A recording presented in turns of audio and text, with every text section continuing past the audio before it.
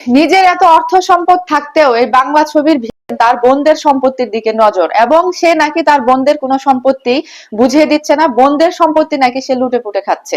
এমনটাই অভিযোগ জানিয়েছে তার বোনেরা এসে বলতেছে যে আমাদেরকে 40 বছর আগে আমার বাবা চলে গেছে, অথচ আমার এই ভাইয়েরা আমাদের সম্পত্তি বুঝিয়ে দেয়নি। 11 বছর আগে মা চলে গেছে, তারপরেও আমার এই ভাইয়েরা আমাদের সম্পত্তি বুঝিয়ে দেয়নি। সে ডিপজল, সে আমাদের সকলের সম্পত্তি সে ভোগ দখল করে খাচ্ছে। যখনই আমরা আমাদের অধিকার ফিরে পেতে চাই, তখন তারা নাকি এই ডিপজল নাকি তার বোনদেরকে নানান ভাবে পর্যন্ত দিয়ে থাকে, এরকমটাই কিন্তু বলতেছে তার বোনরা। ডিপজল নাকি বলেছে যে তার স্বামীদেরকে দুনিয়া থেকে সরাই দিবে, তখন সম্পত্তি দিয়ে কি করবে? স্বামী যদি দুনিয়া থেকে না থাকে, তাহলে বোনেরা সম্পত্তি নিয়ে কাকে খাওয়াবে? এরকমটা অভিযোগ করতেছে কিন্তু ডিপজলের বোন। অনেকে বলতেছে যে সে যেমন বাংলা ছবিতেও ভিলেন, বাস্তব জীবনেও সে ভিলেন, কারণ তার এত কিছু থাকতে, এত ইনকাম করেছে জীবনে, তা এত কিছু থাকার পরও তার কেন এত লোভ? এরকমটাই কিন্তু সকলের প্রশ্ন, সবাই কিন্তু এটাই বলতেছে। সত্যি আমরা শুনেছি যে সে খুবই ভালো মানুষ, এই সে, এগুলো যারা মিডিয়াতে তার সাথে অভিনয় করে তারা কিন্তু বলেছে যে সে খুবই ভালো, সে খুব দান খয়রাত করে। দান খয়রাতের এই নমুনা। দান খয়রাত যদি করেই থাকে, তাহলে তাদের বোনদের প্রাপ্য যেটুকু, তাদের যে অধিকার যেটুকু, সেটুকু কেন বুঝিয়ে দিচ্ছে না?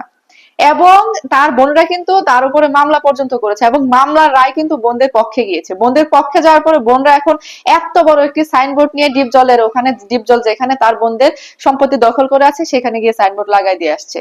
এবং বোনরা কিন্তু ভয় পায় যে ডিপজল হচ্ছে যে নানান মানুষ দিয়ে, নানান লোক দিয়ে আমাদেরকে মানে থামিয়ে দেওয়ার চেষ্টা করতেছে, সেজন্য কিন্তু বোনরা ভয় পায়। কিন্তু বোনরা আসলে নিরুপায় হয়ে গেছে, কারণ আর কত বছর অপেক্ষা করবে? এক একজনের তো মানে দিন শেষ হয়ে আসলো, এক একজনের বয়স দেখলাম যে প্রায় 60 বছর, 70 বছরের কাছাকাছি। তাহলে এখন যদি তাদের সম্পত্তি গুলো না বুঝে নেয়, তাহলে কবে আর নিবে? সত্যি না, ভিলেন বলেন, নায়ক বলেন, অভিনেতা বলেন, এটি যে করছে, এটি কিন্তু সে আসলে খুব অন্যায় করছে। এমনটা তার কাছে আশা করেনি কেউ।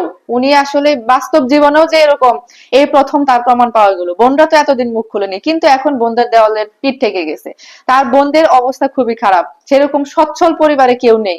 আর সচ্ছল থাকলেও কি, তাদের অধিকার কি কত বছর তারা এভাবে করে না নিয়ে থাকবে? আর ডিপজল নাকি তাদের কোনো খোঁজ খবর নেয় না। বাবা চলে যাওয়ার পরে নাকি তাদের তাও মায়ের বাড়িতে আসা যাওয়া ছিল, তখন নাকি দু একবার দেখা হলেও হয়তো, খুব ভালো করে কথা বলতো না। কিন্তু মা 11 বছর আগে দুনিয়া থেকে চলে যাওয়ার পর ডিপজল তার একটা বোনেরও কোনো খোঁজ খবর নেয় নাই, ঈদ না, কোনো অনুষ্ঠান না, কিছুতেই কোনো খোঁজ খবর নেয় না। এবং তার বড় বোনের ছেলেটা কিন্তু খুবই অসুস্থ, সে ক্যান্সার আক্রান্ত। সেই বোন এবং বোনের ছেলে বা তাদের কারোর কোনো খোঁজ খবর নেয় না, কেউ অসুস্থ হলেও কোনো খোঁজ খবর নেয় না। তাহলে চিন্তা করেন, খোঁজ খবর নেয় না, কিছু নেয় না, অথচ তাদের সম্পত্তি ভোগ দখল করে খেতে খুবই ভালো লাগে, কি আর বলবো। এবং ডিপজলের নাকি আরো ভাই আছে, তাদেরকে নাকি খুবই অল্প সংখ্যক বুঝিয়ে দিয়েছে, অল্প সংখ্যক দিয়ে পুরোটাই নাকি এই ডিপজলের দখলে রয়েছে, এবং পুরোটাই নাকি সে দখল করে খাচ্ছে। এমনটা অভিযোগ দিয়েছেন কিন্তু তার বোনেরা। সত্যি খুব দুঃখ লাগলো, কষ্ট লাগলো যে এরকম একটা মানুষ, তো এত কিছু থাকার পরও তার কি পরিমাণ লোভ থাকতে পারে। সত্যি দুঃখজনক। দেখি এটা নিয়ে আসলে ডিপজল কি বলে, সে কি কি ক্লিয়ার করে এসে আমাদের সামনে, সেটাও শোনার বিষয়।